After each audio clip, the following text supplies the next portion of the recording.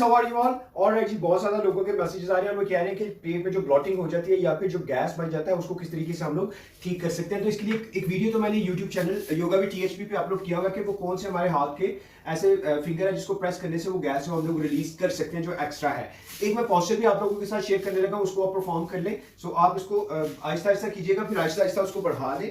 उसके time duration को आप इस तरीके से लेट के अपने दोनों पाँव को एक साथ इस तरीके से रख के फिर उनको आहिस्ता आहिस्ता दोनों पाँव को घुटनों को आपस में मिला के दोनों को इस पोजीशन में या तो इस तरह से आप कर लें या फिर इस तरीके से आप कर लें। अपने सर को नीचे जमीन पे रखें और इस तरीके से यहाँ पे 5 सेकंड से स्टार्ट करते हुए ये इसको आप 30 सेकंड तक भी ऐसे होल्ड कर सकते हैं। सो आप देखेंगे कि आप इसको 2-3 मिनट इस तरीके से करेंगे, 2-4 दफा इस तरीके से करेंगे तो आपकी जो एक्स्ट्रा गैसेस होंगी वो रिलीज होना शुरू हो जाएगी। जो ब्लॉटिंग है, जो आईबीएस की प्रॉब्लम है या फिर जो आपको गैस या खारापन होता है वो ठीक होना शुरू हो जाएगा। तो इसको आप रेगुलर प्रैक्टिस करिए और देखिएगा और साथ अपने खाने का ध्यान रखें। सो आप देखिएगा कि